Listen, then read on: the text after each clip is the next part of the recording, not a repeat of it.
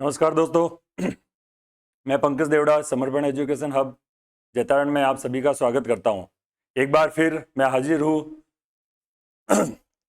आपको कुछ डिटेल बताने के लिए। दोस्तों, सीईटी एक ऐसी परीक्षा है। सीईटी एक ऐसी परीक्षा है जो हर परीक्षा के लिए महत्वपूर्ण है। हर वैकेंसी के लिए आज के टाइम में सीईटी की परीक्षा बहुत महत्वपूर्ण है। तो इसके बारे में, इसका क्या पैटर्न रहेगा, इसके एग्जाम कब होंगे, इसको अगर पास करना है तो कौन कौन से सब्जेक्ट पे फोकस करना पड़ेगा, इन्हीं सब चर्चाओं के साथ आज फिर एक बार मैं हाजिर हूं आपके सामने। दोस्तों, एक चीज मैं बोलना चाहता हूं, मुश्किल नहीं है कुछ भी दुनिया में, मुश्किल नहीं है कुछ भी दुनिया में। तू जरा हिम्मत तो कर, तू जरा हिम्मत तो कर, ख्वाब बदलेंगे हकीकत में। तू जरा कोशिश तो कर, तू जरा कोशिश तो कर। तो दोस्तों, हर ख्वाब आपके हकीकत में बदलेंगे। अपना काम क्या है? अपना काम है कोशिश करते रहना, ठीक है। तो कई विद्यार्थियों की डिमांड आ रही थी कि सर एक बार सीईटी का जो एग्जाम का पैटर्न है, क्या क्या चेंजेस हुए, उसके बारे में वापस सर हमें डिटेल में बताइए। तो आज एक छोटा सा सेशन है, सीईटी में क्या क्या चीजें आती है, क्या क्या सिलेबस होता है इसका, कौन कौन से टॉपिक पे अपन को फोकस करना है, ये सब चीजें अपन डिटेल में देखते हैं, ठीक है।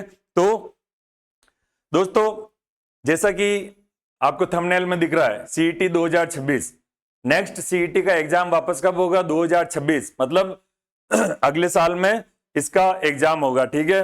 दो सीईटी में दो टाइप के एग्जाम होते हैं, एक तो होता है 12th लेवल का, एक होता है ग्रेजुएशन लेवल का। दो टाइप के एग्जाम होते हैं, एक होता है आफ्टर 12th, मतलब जिनकी 12th कंप्लीट हो गई है वो उसके लिए एलिजिबल हो जाएंगे, ठीक है। लेकिन एक होता है ग्रेजुएशन लेवल का, आफ्टर ग्रेजुएशन आप उसके लिए एलिजिबल होंगे, ठीक है। तो दो टाइप के सीईटी के एग्जाम होते हैं राजस्थान में भी, ठीक है। सीईटी की इंपॉर्टेंस इसलिए है कि आपको अगर किसी भी एग्जाम की तैयारी करनी है, अगर आपको सीईटी का एग्जाम, मतलब आपको एलडीसी का एग्जाम देना, अगर आपको वनपाल वन रक्षक का एग्जाम देना, कांस्टेबल का देना है, तो इन सब एग्जाम्स के लिए एक सीईटी मतलब एक प्री एग्जाम बोल सकते हो आप। ये एक प्री एग्जाम टाइप है, ठीक है। अगर आप इसको क्लियर करोगे तो आगे वाले एग्जाम में आप एलिजिबल हो पाओगे, उसके फॉर्म भर पाओगे, उसका एग्जाम दे पाओगे, ठीक है। तो ये बहुत इंपॉर्टेंट एग्जाम है आज के टाइम में। देखिए तो दोस्तों, ये बहुत इंपॉर्टेंट एग्जाम है। इसमें कुछ नियमों में चेंज किए हैं, अब थोड़ा सा इसको टफ बना दिया है। क्यों?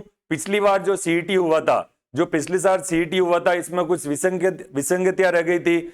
उसमें जिसने भी एग्जाम दिया था, मतलब 40% वाला क्राइटेरिया कर दिया था, तो जिसने भी एग्जाम दिया था वो सब पास हो गए थे।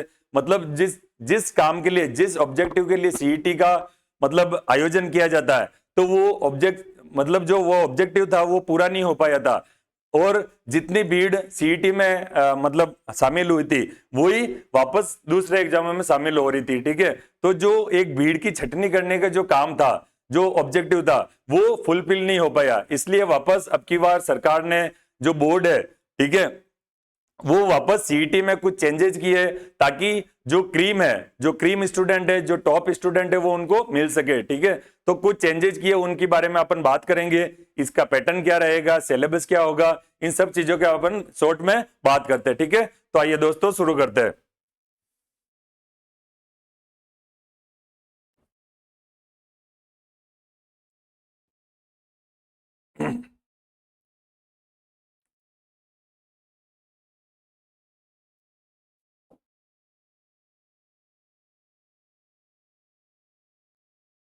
दोस्तों, जब सीईटी के बारे में बात करते हैं तो एक बार इसका जो सिलेबस है उसको रिव्यू करते हैं। इसका जो सिलेबस है उसके बारे में रिव्यू करते हैं, क्या क्या चीजें, इसका सिलेबस कैसा है, इसका पैटर्न क्या होगा, इन सब चीजों के बारे में अपन एक बार डिस्कस करते हैं, ठीक है। तो इसका जो सीईटी का जो आयोजन है वो कौन करवाता है, सभी को पता है। और जिनको नहीं पता है, जो फर्स्ट टाइम ये सीईटी के बारे में देने के बारे में सोच रहे हैं, जिन्होंने अभी 12th पास की या ग्रेजुएशन पास की, उनको एक बार मैं ये चीजें डिटेल में बता देता हूं, ठीक है। इस परीक्षा का आयोजन राजस्थान कर्मचारी बोर्ड जयपुर द्वारा होता है। कौन करवाता है? राजस्थान कर्मचारी चयन बोर्ड, ठीक है। फिर देखो दोस्तों, ये है समान पात्रता परीक्षा। इसको क्या बोलते हैं? जो सीईटी है उसका नाम क्या है? समान पात्रता परीक्षा। ये किसका सिलेबस है? स्नातक स्तर 2024। 2024 में इसका नोटिफिकेशन आया था, ठीक है। और एग्जाम कब होंगे, अगला एग्जाम होगा 2026 में, अभी 2025 में कोई भी इसका एग्जाम का आयोजन नहीं होगा, ठीक है। तो इसकी परीक्षा की जो स्कीम है उसके बारे में एक बार देखते हैं, ठीक है। तो दोस्तों जो स्नातक स्तर है और जो सीटी 12th लेवल वाला एग्जाम है उसमें थोड़ा सा डिफरेंस है, सिर्फ जीके का पोर्शन उसमें 12th वाले में कम है और इसमें ज्यादा है, बस ये डिफरेंस है। बाकी जो सब सिलेबस है वो पूरा सेम टू सेम है, सब सब्जेक्ट सेम टू सेम है, ठीक है। तो एक बार जो ग्रेजुएशन लेवल है उस लेवल वाला एग्जाम है उसमें कौन कौन सी चीजें आएगी उसके बारे में देखते हैं, ठीक है। तो सबसे पहले दोस्तों इसमें भारतीय राष्ट्रीय आंदोलन पर विशेष बल, ठीक है, क्या है इसमें सबसे पहले भारतीय का जो राष्ट्रीय आंदोलन हुआ था, जो स्वतंत्रता आंदोलन हुआ था उसके बारे में पूछा है, ठीक है। जो नेशनल इंडिपेंडेंस मूवमेंट थे उनके बारे में, और उसके साथ में राजस्थान और भारत का इतिहास। तो क्या क्या चीजें हो गई, एक तो स्वतंत्रता आंदोलन के बारे में पूछा है, उसके बाद में राजस्थान और भारत का इतिहास मतलब हिस्ट्री हो गई इंडिया की और राजस्थान दोनों, ठीक है। तो हिस्ट्री में क्या आएगा, इंडिया जीके भी आएगा और राजस्थान जीके भी आएगा हिस्ट्री में, ठीक है। फिर देखो वापस राजस्थान का इतिहास, राजस्थान का मतलब पूरा जो राजस्थान का इतिहास है उसके बारे में पूछेंगे। उसके अलावा कला मतलब आर्ट एंड कल्चर, कला मतलब क्या है, पूरा जो आर्ट एंड कल्चर वाला पोर्शन है वो, ठीक है। फिर सांस्कृतिक साहित्य, ठीक है, लिटरेचर, उसके अलावा परंपरा एवं विरासत, जो भी हिस्टोरिकल चीजें हैं उनके बारे में पूछेंगे, ठीक है। उसके अलावा भारत का भूगोल, क्या पूछेंगे, भारत का जियोग्राफी है, जियोग्राफी किसकी, एक तो इंडिया की और राजस्थान की। तो देखें तो दोस्तों इसमें जो राजस्थान की जियोग्राफी और इंडिया की जियोग्राफी, राजस्थान की हिस्ट्री और साथ में इंडिया की हिस्ट्री, तो ये दोनों जीके पे आपको फोकस करना पड़ेगा, ठीक है। उसके अलावा वापस राजस्थान का भूगोल हो गया, फिर राजस्थान पर विशेष बल के साथ में भारतीय राजनीतिक व्यवस्था क्या है, मतलब जो पॉलिटी है वो भी क्या है, इंडिया और राजस्थान दोनों साथ में, ठीक है। तो पॉलिटी भी क्या हो गई, इंडिया और राजस्थान दोनों साथ में हो गया, ठीक है। फिर मेन इंपॉर्टेंट भारत की अर्थव्यवस्था क्या है, इकोनॉमी ऑफ इंडिया, क्या है दोस्तों, इकोनॉमी ऑफ इंडिया, इसके बारे में पूछेंगे, ठीक है। अभी इसमें कौन कौन से टॉपिक आएंगे उसके बारे में देखेंगे अपन। फिर राजस्थान की अर्थव्यवस्था, राजस्थान की भी अर्थव्यवस्था के बारे में पूछेंगे। उसके अलावा ये तो हो गया जीके वाला पोर्शन, अभी तक जीके और इकोनॉमिक्स। उसके अलावा साइंस वाला पोर्शन हो गया विज्ञान एवं प्रौद्योगिकी, ठीक है। फिर ये देखो मेन इंपॉर्टेंट तार्किक विवेचन एवं मानसिक योग्यता मतलब रीजनिंग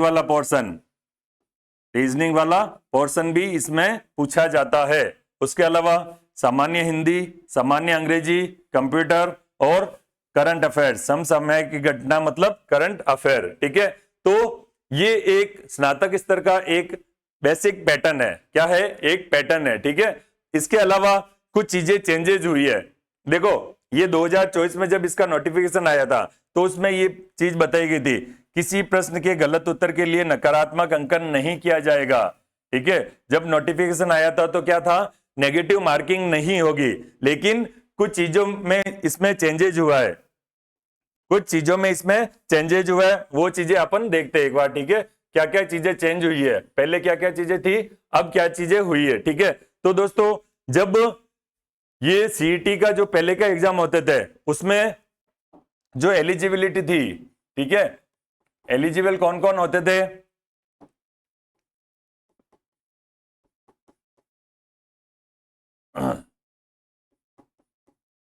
ठीक है। तो एलिजिबिलिटी क्या थी, पिछले जो सीईटी एग्जाम होते थे उसमें एलिजिबिलिटी क्या थी, तो दोस्तों उसमें एलिजिबिलिटी थी 40%, मतलब आपको 40% मार्क्स लाओगे तो आप पास हो जाओगे। तो मतलब इसकी एलिजिबिलिटी क्या थी, अगर आप परीक्षा में 40% से ज्यादा मार्क्स लेके आते हो तो आप आगे वाले एग्जाम दे पाओगे, ठीक है। और ठीक है, इसके अलावा इसकी वैलिडिटी, अगर आप एग्जाम एक बार पास कर लेते हो, ठीक है, तो वो कब तक वैलिड रहेगा, 1 साल तक रहता था, क्या रहता था, 1 साल तक वैलिड रहता था। ये एग्जाम अगर आप एक बार क्लियर कर लेते तो कितने टाइम तक वैलिड रहता था? 1 साल तक ये वैलिड रहता था, ठीक है। लेकिन अब ये क्या है? ये है पहले, क्या था? ये पहले वाला सिस्टम था, ठीक है। और इसके अलावा और क्या था? No negative marking. और क्या था दोस्तों? No negative marking. मतलब अगर आप गलत आंसर टिक करते हो, गलत आंसर देते हो, तो उसकी नेगेटिव मार्किंग नहीं होती थी, ठीक है। तो ये सब चीजें क्या थी? ये क्लियर करने में, एग्जाम क्लियर करने में बहुत इजी होता था बच्चों के लिए, ठीक है। लेकिन अब थोड़ा सा इसका लेवल टफ कर दिया है, ठीक है। इसका लेवल क्या कर दिया है?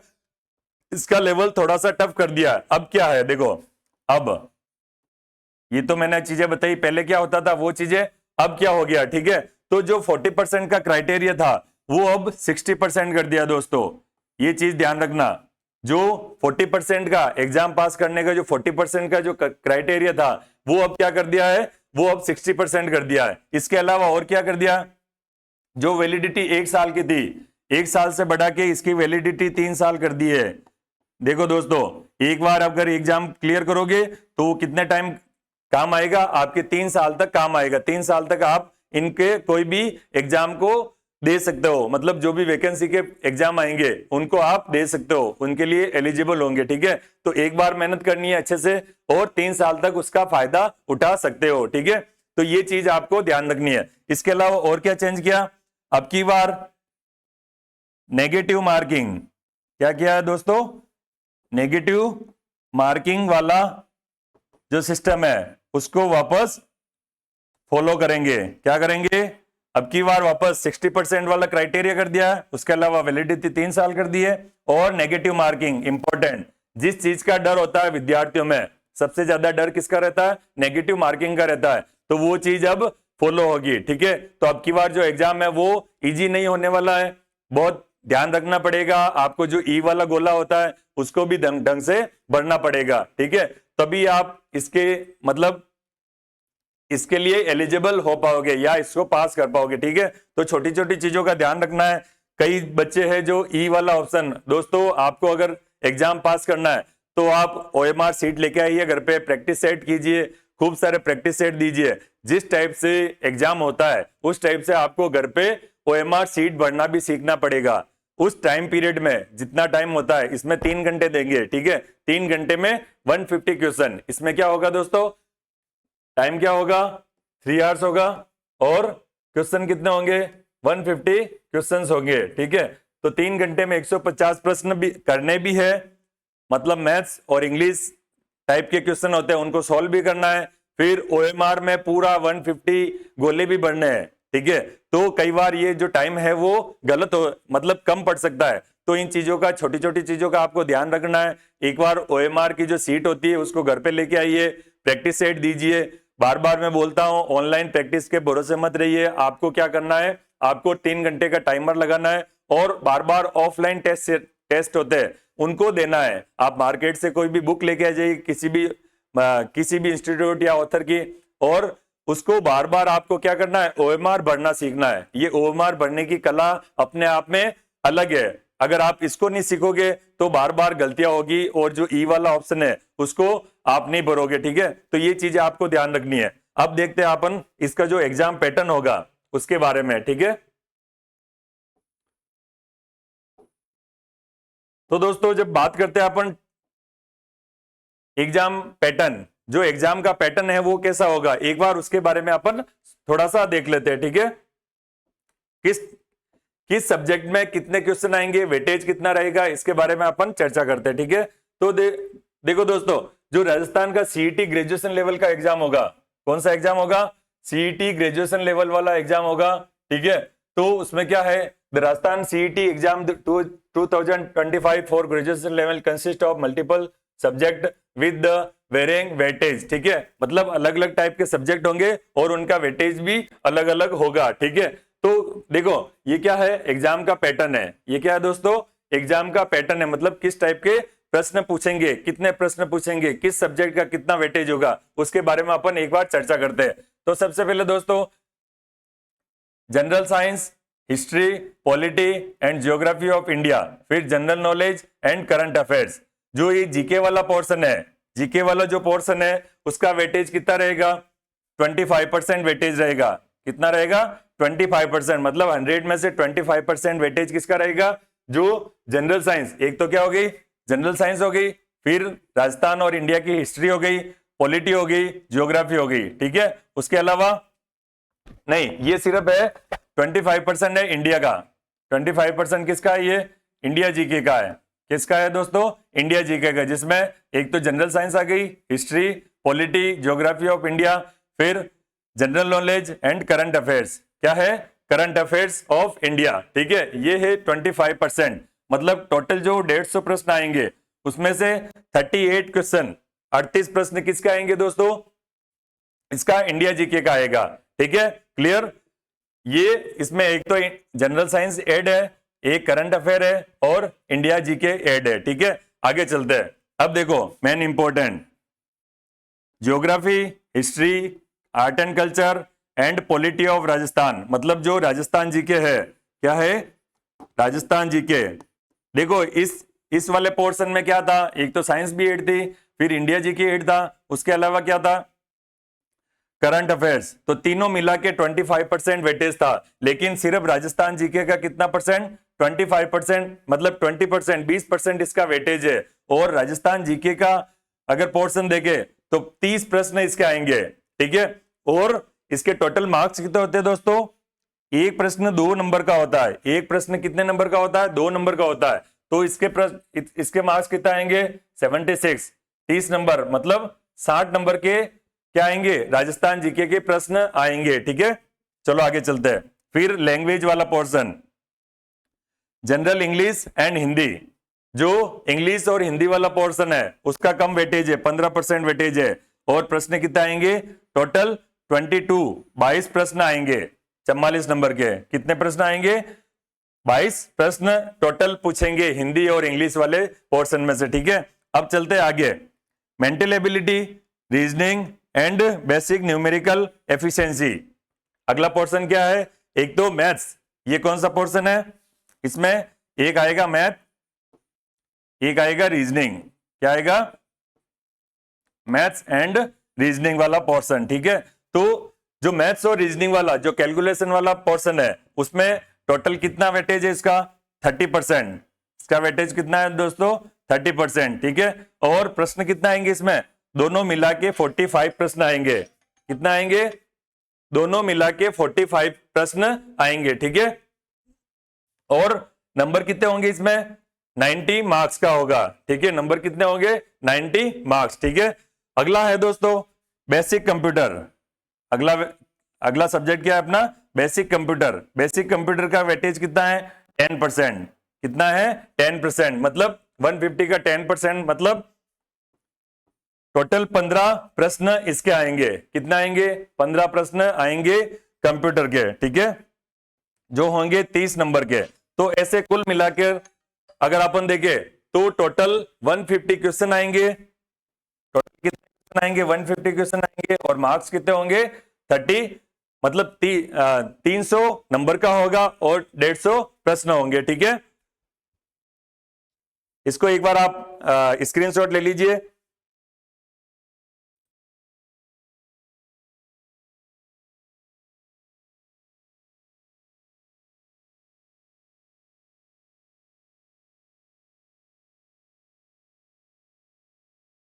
हाँ दोस्तों, अगर ये हो गया, अभी अपन ने देखा जो राजस्थान सीईटी का ग्रेजुएशन लेवल का एग्जाम होगा उसका जो पैटर्न होगा, कितने नंबर आएंगे, मतलब कितने नंबर का पेपर होगा, कितने प्रश्न आएंगे और किस किस सब्जेक्ट का कितना वेटेज है, इसके बारे में देखा। अब एक चर्चा करते हैं जो 12th लेवल वाला, जो सीईटी का 12th लेवल वाला एग्जाम होगा उसका पैटर्न क्या होगा, ठीक है।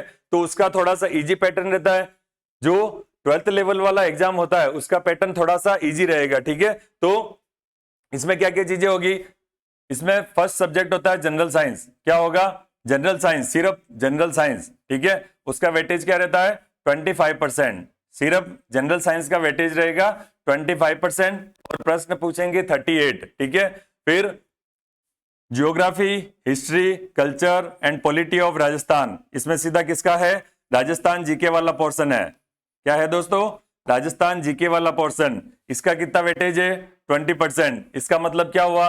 जो सीईटी ग्रेजुएशन लेवल है और जो 12th लेवल है उसमें सिर्फ डिफरेंस क्या है? उसमें इंडियन जीके है, Indian polity, Indian history, Indian geography और एक और इकोनॉमिक सब्जेक्ट वो एक्स्ट्रा है। ये चीजें इस वाले पोर्शन में, इस सीईटी में नहीं है। ठीक है, इसमें सिर्फ क्या है? जनरल साइंस, और इसमें जनरल साइंस का जो वेटेज है वो थोड़ा सा ज्यादा है। ठीक है, और राजस्थान जीके हो गया, 30 प्रश्न आएंगे। उसके अलावा लैंग्वेज वाले, इसका 15% वेटेज हो गया, मतलब 22 नंबर, 22 प्रश्न इसके आएंगे। ठीक है, इसके अलावा मेंटल एबिलिटी, रीजनिंग, बेसिक, बाकी जो है सब है वो सब चीजें सेम है। ठीक है, ये 30% वेटेज है और 45 प्रश्न आएंगे। कितना आएंगे? 45 प्रश्न इसमें से पूछेंगे। और बेसिक कंप्यूटर है। ठीक है, बेसिक कंप्यूटर का क्या है? 10% वेटेज है और प्रश्न कितना आएंगे? 15 प्रश्न आएंगे। तो दोस्तों ये एक शॉर्ट में जो सिलेबस होता है, जो एग्जाम का पैटर्न होगा, उसके बारे में अपन ने देखा। ठीक है, अब अपन चर्चा करते हैं जो सिलेबस है, जो ग्रेजुएशन लेवल का सिलेबस है उसमें क्या क्या चीजें आएगी। ठीक है,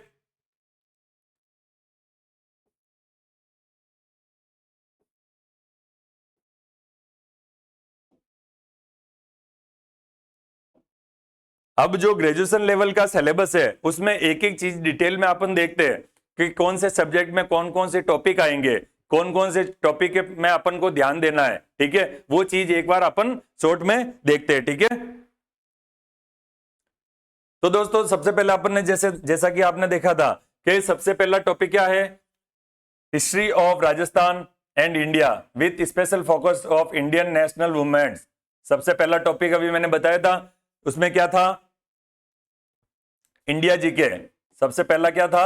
इंडिया जीके। ठीक है, तो इंडिया जीके में कौन कौन सा पोर्शन आएगी? ठीक है, special focus on Indian national movement, जो जो भारत का जो स्वतंत्रता संग्राम था, नेशनल मूवमेंट था, उसमें कौन कौन सी चीजें इंपॉर्टेंट है उसके बारे में सबसे पहले पूछा गया। ठीक है, तो पहला पॉइंट क्या है इसमें? देखो, important events in Rajasthan history, जो भी राजस्थान मतलब इंडियन हिस्ट्री में जो भी इंपॉर्टेंट चीजें इवेंट्स हुई, ठीक है, उसके बारे में। फिर social and religious reform movements, मतलब जो धार्मिक या सामाजिक सुधार के लिए जो रिफॉर्म्स हुए थे उसके बारे में पूछेंगे। ठीक है, और in the 19th and 20th century, 19वीं और 20वीं शताब्दी में, सदी में, ठीक है, जो रिफॉर्म्स मतलब धार्मिक या जातीय जो सुधार हुए थे, जो कुरीति थी उसके सुधार के लिए जो जो रिफॉर्म्स हुए थे उनके बारे में पूछा जाएगा। ठीक है, फिर आगे देखे तो phases of the Indian freedom movements, ठीक है, जो स्वतंत्रता संग्राम था उसके बारे में अलग अलग फेज थे उसके बारे में पूछेंगे। ठीक है, इसके अलावा contribution from the various regions and contributors, ठीक है, अलग अलग रीजन्स का मतलब अलग अलग क्षेत्र का और अलग अलग जो मतलब कंट्रीब्यूटर है जो इस संग्राम में स्वतंत्रता संग्राम में जिन जिन्होंने हिस्सा लिया था उनके बारे में, जो व्यक्तित्व होते हैं उनके बारे में पूछा जाएगा। ठीक है, तो ये दो टॉपिक हो गए। अगला टॉपिक है राजस्थान रोल इन 1857 रिवोल्ट, जो 1857 की क्रांति थी उसमें राजस्थान का क्या रोल था उसके बारे में पूछेंगे। ठीक है, फिर ट्राइबल एंड पीजेंट मूवमेंट्स इन राजस्थान, जो राजस्थान में कौन कौन से जो किसान आंदोलन और जो ट्राइबल मतलब क्षेत्रीय आंदोलन हुए थे उसके बारे में पूछेंगे। ठीक है, फिर पॉलिटिकल अवेकिंग, ठीक है, जो पॉलिटिकल अवेकिंग थी, ठीक है, मतलब पॉलिटी में कौन कौन से सुधार है उसके बारे में पूछेंगे, और प्रजामंडल आंदोलन, प्रजामंडल मूवमेंट्स हुए थे उनके बारे में पूछेंगे। ठीक है,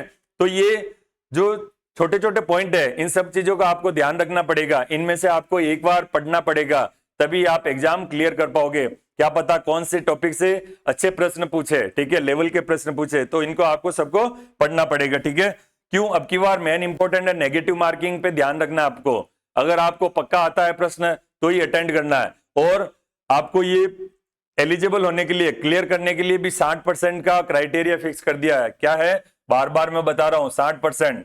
60% का मतलब क्या होता है दोस्तों? 150 प्रश्न है, उसका अगर 60% निकाले, ठीक है, तो कितना आता है? 3 2 30, मतलब 60 प्रश्न,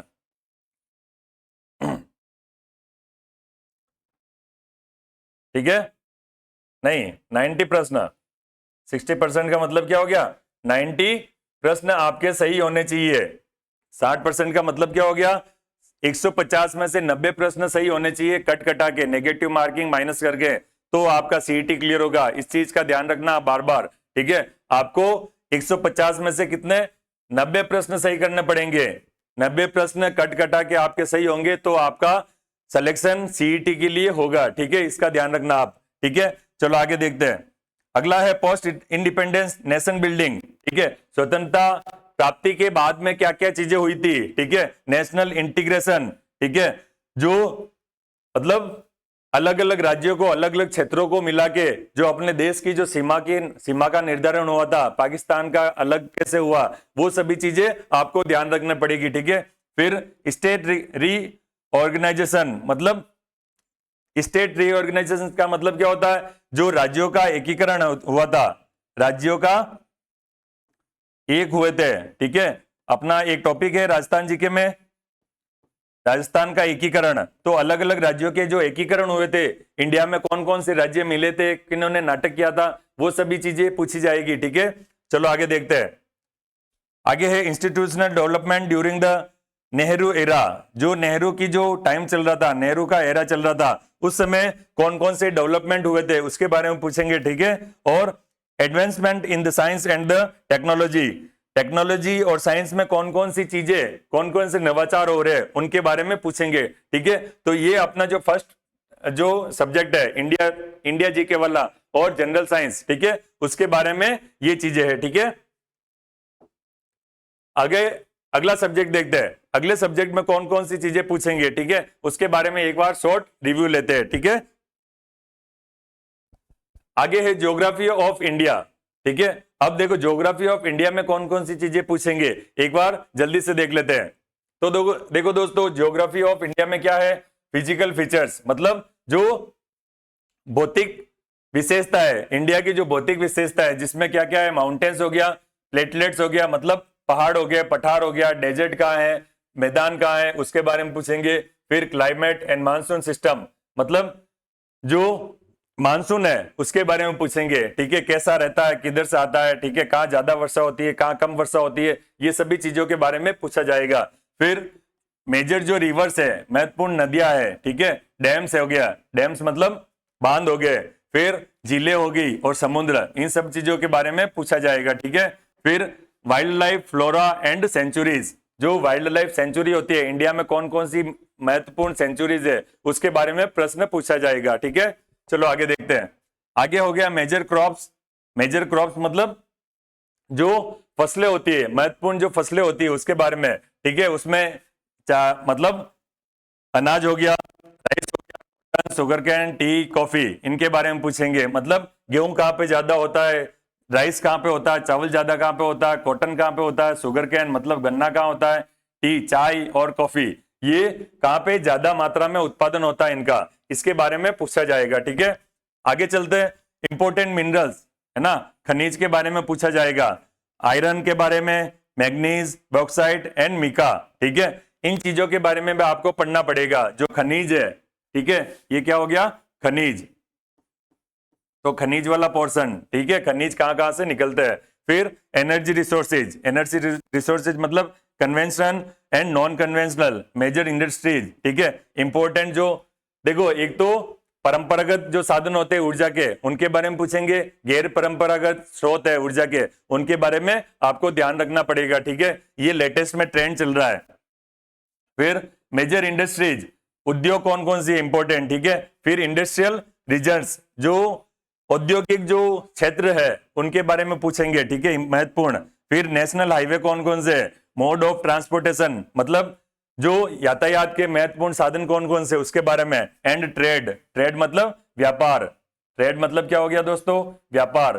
तो इन सब चीजों के बारे में आपको इंडिया जीके में पूछा जाएगा, ठीक है। आगे चलते हैं।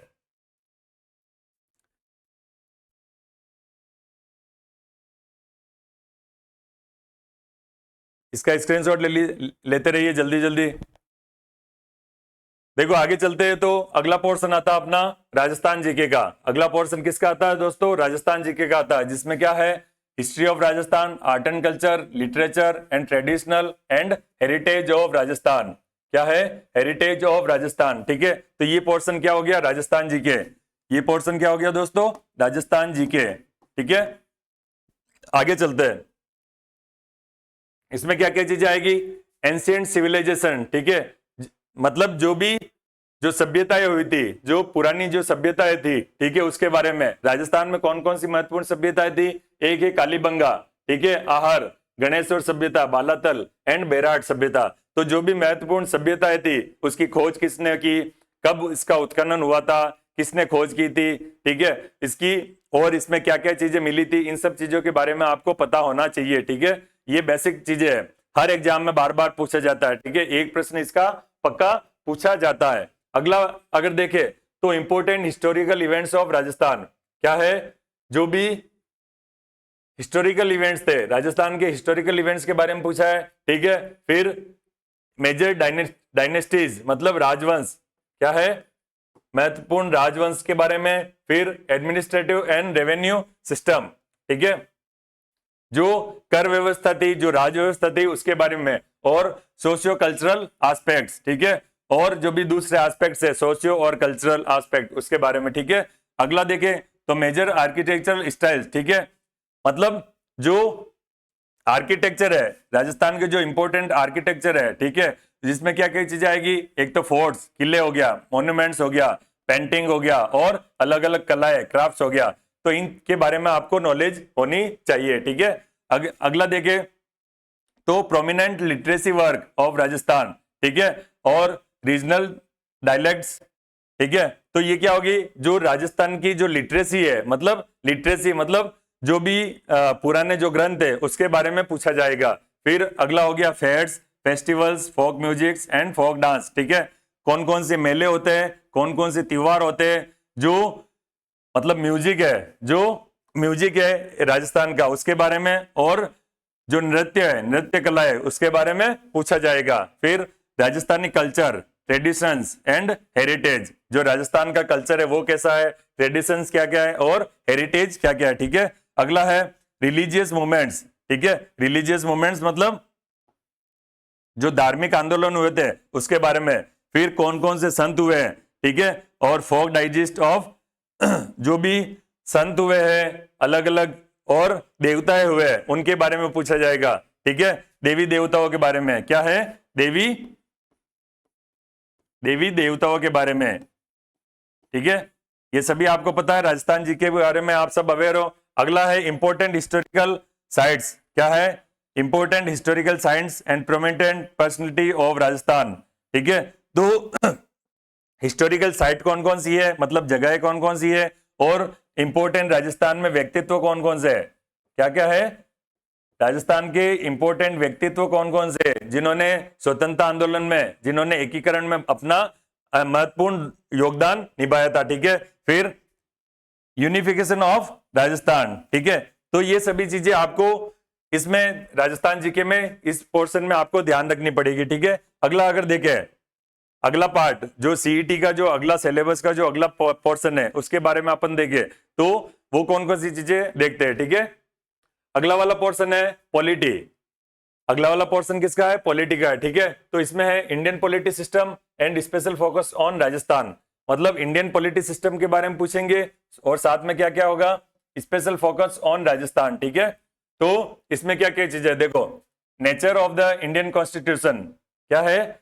एक तो इंडियन जो संविधान है उसका नेचर, ठीक है, फिर प्रस्तावना, फंडामेंटल राइट्स, ठीक है, directories principle of the state policy, राज्य की जो पॉलिसी होती है उसकी प्रिंसिपल्स क्या है, फिर फंडामेंटल ड्यूटीज, मतलब एक तो फंडामेंटल राइट हो गए, कौन से आर्टिकल में आएंगे, कौन कौन से राइट्स है, वो सभी चीजें आपको पता होनी चाहिए। ठीक है, फिर फंडामेंटल ड्यूटीज, और क्या है?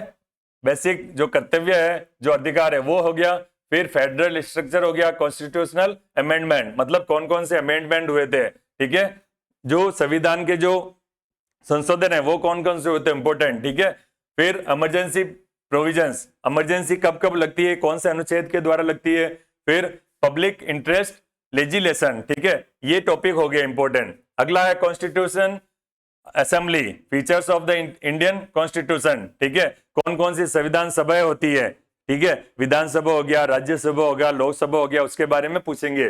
फिर फीचर्स ऑफ इंडियन कॉन्स्टिट्यूशन, इसकी विशेषताएं क्या क्या होती है उसके बारे में। आगे है प्रेसिडेंट, जो अपना राष्ट्रपति है उसके बारे में, prime minister, council of minister, parliaments and supreme court, ठीक है, ये इन सब चीजों जो भी बॉडीज है, इंडिया की जो बॉडीज है उसके बारे में पूछेंगे, ठीक है।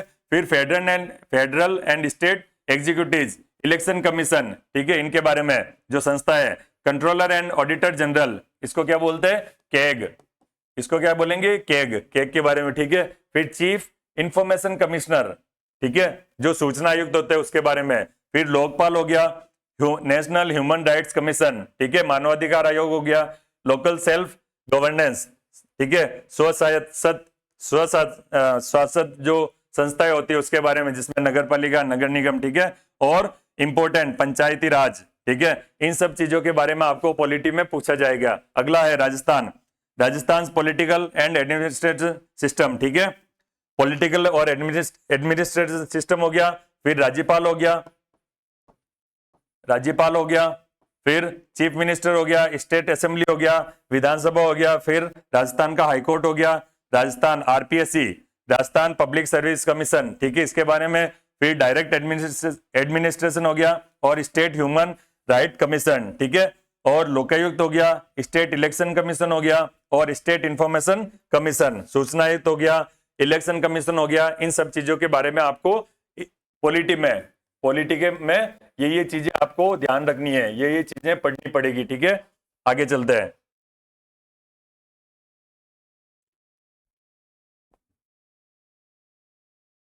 साथ साथ में इनका स्क्रीनशॉट है वो लेते रहिए, ठीक है, ताकि आप कंफ्यूज नहीं हो। आगे देखें तो ज्योग्राफी ऑफ राजस्थान, अगला पोर्शन क्या है, ज्योग्राफी ऑफ राजस्थान। इसमें क्या क्या है, एक तो geological structure and metric regions, ठीक है, जो इसके राजस्थान के जो क्षेत्र है, स्ट्रक्चर क्या है वो चीजें, ठीक है। फिर climate conditions, monsoon system and climate zone, कौन कौन से मानसून के जो जोन है अलग अलग, ठीक है, मानसून का सिस्टम क्या रहता है, क्लाइमेट की क्या क्या कंडीशन रहती है, वो सभी चीजें पूछी जाएगी। किधर से मानसून आता है, किधर से जाता है, कौन सी दिशा से आता है, ठीक है, ये सभी चीजें। उसके बाद ड्रेनेज सिस्टम हो गया, फिर lake, seas, dams, water conservation techniques, ठीक है, इन मतलब कौन कौन सी नदियां हैं, कौन कौन सी झरने हैं, कौन कौन सी झीलें हैं, उनके बारे में आपको पूछा जाएगा, ठीक है। फिर नेचुरल वेजिटेशन, मतलब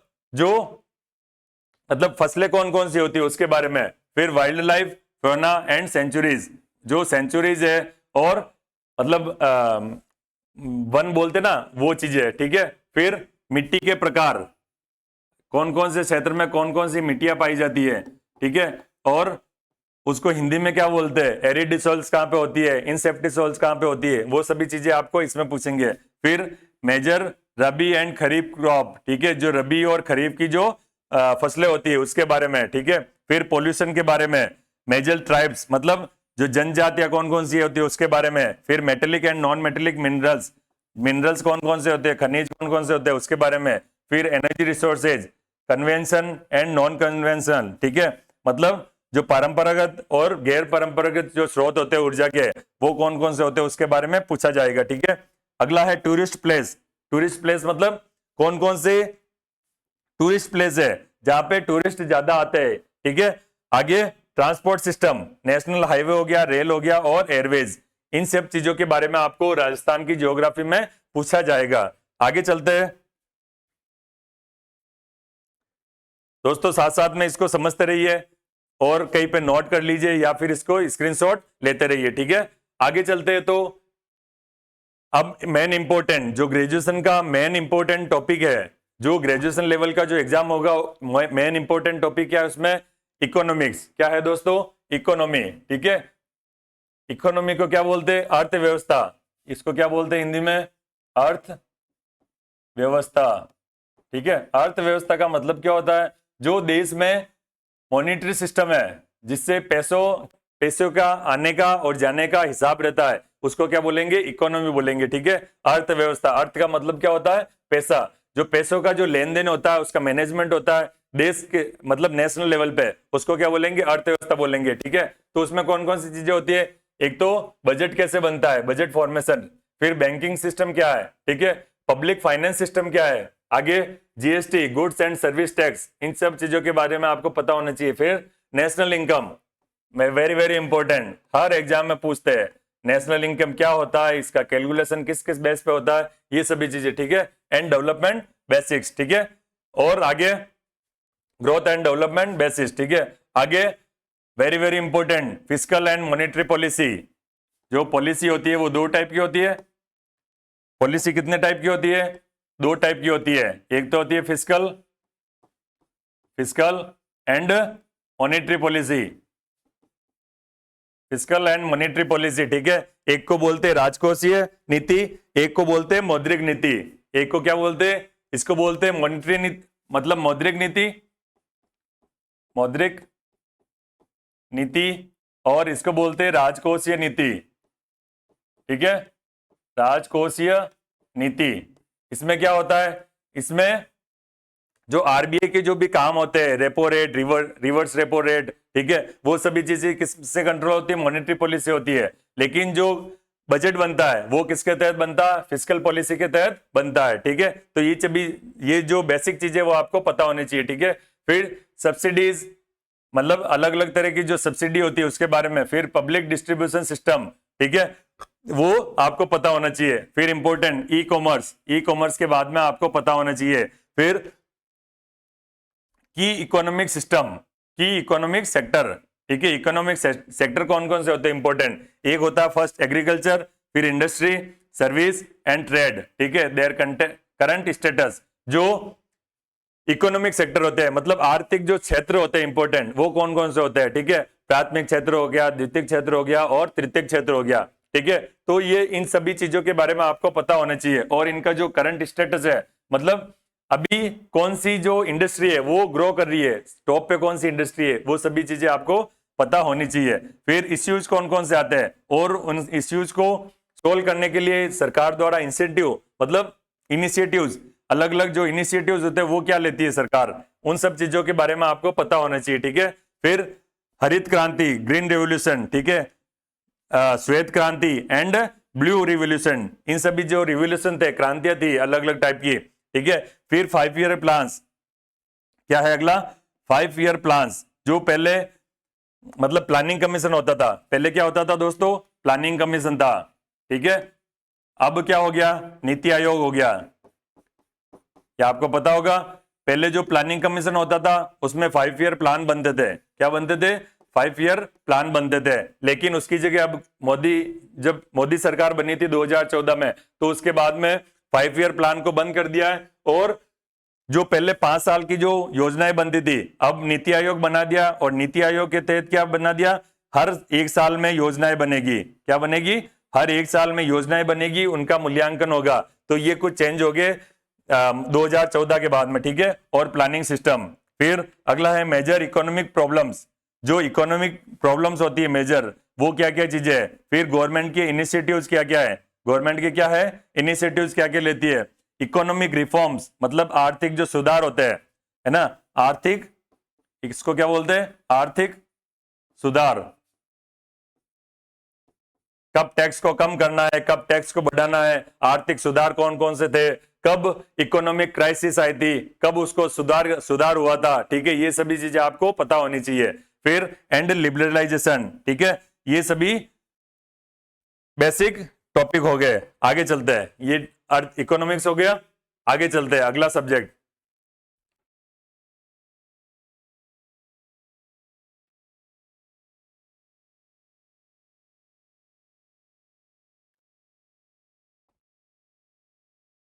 चलो आगे चलते हैं, अगला अपना पोर्शन है logical reasoning and mental ability.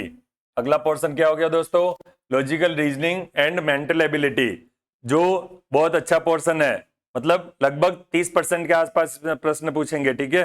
तो अब देखो इसमें क्या क्या चीज आएगा, एक तो मेकिंग सीरीज और एनालॉजी, मतलब सीरीज वाला जो प्रश्न होता है जिसमें एक एक डिजिट दे देते हैं और एक वापस ब्लैंक दे देते हैं, एक डिजिट दे देंगे, एक ब्लैंक दे देंगे। ऐसे आपको एक सीरीज बनानी पड़ेगी, ठीक है। ये दे दी, ये खाली जगह छोड़ दी, ये दे दी, ये खाली जगह छोड़ दी। ऐसे आपको सीरीज का पता करना है और उसको सीरीज बनाना है, ठीक है। इसके अलावा फिगर मैट्रिक्स क्वेश्चंस हो गए और क्लासिफिकेशन हो गया। मतलब जो फिगर्स के जो मतलब कुछ चित्र दे देंगे, उसका फिगर बनाना है, उसका फिगर को फुलफिल करना है, ठीक है। वो हो गया फिगर मैट्रिक्स। फिर अल्फाबेटिक टेस्ट, अल्फाबेटिक जो टेस्ट होता है, ठीक है, उसके बारे में। पैसेज एंड कंक्लूजन, कंक्लूजन वाला पोर्शन होता है ना, निष्कर्ष, मतलब कुछ स्टेटमेंट दे देंगे, कथन दे देंगे और उसका निष्कर्ष क्या निकल रहा है उसके बारे में पूछेंगे, ठीक है। अगला है ब्लड रिलेशन। ब्लड रिलेशन मतलब ये इसका भाई है, ये इसका पिता है, ये इसका भाई है, तो ये इसके क्या लगेगा, इस टाइप के प्रश्न होते हैं ना, तो उसको ब्लड रिलेशन बोलते हैं, ठीक है। फिर कोडिंग डिकोडिंग हो गया, मतलब अलग अलग टाइप के कोड होंगे, उसको डिकोड करना है, ये कोड करना है। फिर डायरेक्शन टेस्ट हो गया, मतलब ये पूर्व में इतने किलोमीटर जा रहा है, फिर राइट मुड़ रहा है, फिर वापस अपने राइट जा रहा है, लेफ्ट जा रहा है, फिर अब वो कौन सी दिशा में खड़ा है। जो डायरेक्शन का जो क्वेश्चन होता है उसको डायरेक्शन सेंस टेस्ट बोलते हैं, ठीक है। फिर अगला होता है सिटिंग अरेंजमेंट, ये सभी रीजनिंग वाला पोर्शन है। किसका है ये? रीजनिंग वाला पोर्शन, ठीक है। सिटिंग अरेंजमेंट हो गया, फिर इनपुट आउटपुट हो गया, नंबर रैंकिंग हो गया, टाइम स्क्वायर हो गया, ठीक है। फिर मेकिंग जजमेंट्स, अपना निर्णय देना, ठीक है। फिर logical arrangement of words, words का लॉजिकल अरेंजमेंट, ठीक है। फिर inserting and missing characters number, ठीक है। फिर आगे देखो, अब आ गया ये वाला पोर्शन मैथ्स वाला। ये वाला पोर्शन किसका था? ये रीजनिंग का था, रीजनिंग वाला पोर्शन हो गया, और ये पोर्शन हो गया मैथ्स, ठीक है। अब मैथ्स वाले पोर्शन में क्या क्या चीजें है? एक तो मैथमेटिकल ऑपरेशंस, मतलब जो बोर्ड मास वाला फॉर्मूला होता है, प्लस माइनस इनटू डिवाइड, ठीक है, और ब्रैकेट वाला जो बोर्ड मास वाला फॉर्मूला होता है उसमें मैथमेटिकल ऑपरेशंस होते हैं। उसके अलावा एवरेज, रेशियो, प्रोपोर्शन हो गया। अब देखो, area of triangles, circular, ellipse, ठीक है, और रेक्टेंगल, सेफियर्स, सिलेंडर्स, ठीक है। ये क्या हो गया? एरिया वाला पोर्शन हो गया, मतलब क्षेत्रफल निकालना अलग अलग, ठीक है, त्रिभुज का, चतुर्भुज का, साइकिल का, वृत्त का, ठीक है। फिर इसके अलावा एक हो गया परसेंटेज, बेसिक मैथ्स में हो गया परसेंटेज, हो गया एवरेज, हो गया रेशियो, प्रोपोर्शन हो गया, ठीक है। और आगे है CI/SI, आगे क्या है? CI and SI। फिर यूनिटरी मेथड हो गया, ठीक है, P&L हो गया, प्रॉफिट एंड लॉस हो गया, फिर एवरेज, रेशियो, प्रोपोर्शन, ठीक है, और वापस हो गया वॉल्यूम वाला, ठीक है। तो ये बेसिक क्या हो गए? रीजनिंग और मैथ्स वाला पोर्शन कंप्लीट हो गया। आगे चलते हैं।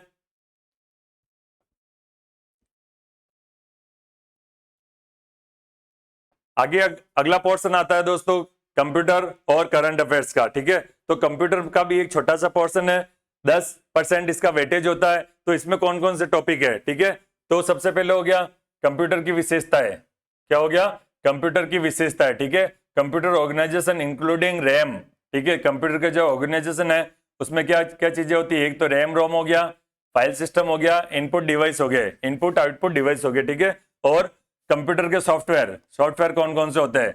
फिर relationship between hardware and software, ठीक है। हार्डवेयर और सॉफ्टवेयर में रिलेशनशिप क्या क्या चीजें होती है, क्या क्या रिलेशन होते हैं, ठीक है। फिर ये अगला है OS का, ऑपरेटिंग सिस्टम, ठीक है। फिर है MS ऑफिस, MS ऑफिस में क्या क्या चीजें आती है? MS Word, MS Excel, MS और स्प्रेडशीट बोलते हैं जिसको, और MS पावर पॉइंट। तो ये बेसिक चीजें होगी। ये क्या है? कंप्यूटर वाला पोर्शन। फिर करंट अफेयर्स, करंट अफेयर्स में क्या क्या चीजें हैं? Current measure current affairs and issues of Rajasthan, क्या हो गया? Issues of Rajasthan, India and international importance, ठीक है। तो देखो, राजस्थान का भी है, इंडिया का भी है, और इंटरनेशनल कोई इवेंट हुआ है, इंपॉर्टेंट इंटरनेशनल इवेंट हुआ है, ठीक है। तो उसके बारे में भी पूछा जाएगा। फिर कोई व्यक्तित्व है जो फेमस पर्सनैलिटी है उसके बारे में, फेमस जगह है, प्लेसेस है उसके बारे में। फिर इंस्टीट्यूशनल इन द न्यूज, ठीक है। तो इन सभी न्यूज के बारे, अभी लेटेस्ट में कौन कौन सी न्यूज चल रही है उसके बारे में पूछेंगे, ठीक है।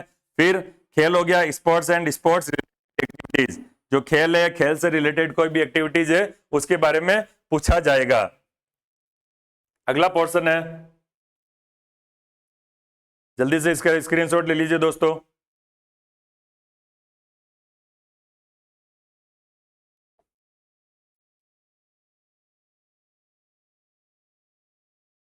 चलो अगला पोर्शन है अपना इंग्लिश का। अगला पोर्शन किसका आ गया? लैंग्वेज वाला पोर्शन आ गया। इसमें कौन कौन से टॉपिक है? एक तो है use of article and determiners, important क्या है? डिटर्मिनर्स, ठीक है। फिर टेंस हो गया, सीक्वेंस ऑफ टेंस हो गया। अगला है voice and narration, active voice, passive voice, direct और इनडायरेक्ट स्पीच, इसको और क्या बोलते हैं? स्पीच भी बोलते हैं, ठीक है। यूज ऑफ प्रिपोजिशन हो गया। फिर translation of common English sentence into Hindi and vice versa, मतलब Hindi to English, English to Hindi translation, ठीक है। फिर सिनोनिम्स एंटोनिम्स हो गया। फिर एक comprehensive of a given passage, एक पैसेज होगा उसमें से कुछ प्रश्न पूछे जाएंगे, ठीक है। फिर अगला है glossary of official and technical terms, मतलब जो टेक्निकल वर्ड्स होते हैं, ऑफिशियल वर्ड्स होते हैं उसके बारे में, ठीक है, विद देयर हिंदी वर्जन, उसका हिंदी में मीनिंग पूछ सकते हैं। आगे है लेटर राइटिंग। अगला पोर्शन क्या है? लेटर राइटिंग, जिसमें official, Demi official, circular and notice, इसके बारे में पूछेंगे, ठीक है। ऑफिशियल लेटर हो गया, फिर डेमी ऑफिशियल लेटर हो गया, सर्कुलर क्या होता है और नोटिस किसको बोलते हैं, इसके बारे में आपको नॉलेज होनी चाहिए। इसके अलावा इडियम फ्रेज हो गया और वन वर्ड हो गया, वन वर्ड सब्स्टिट्यूशन हो गया, ठीक है। ये हो गया पोर्शन इंग्लिश का। अब देखते हैं हिंदी में कौन कौन से टॉपिक पूछे जाएंगे।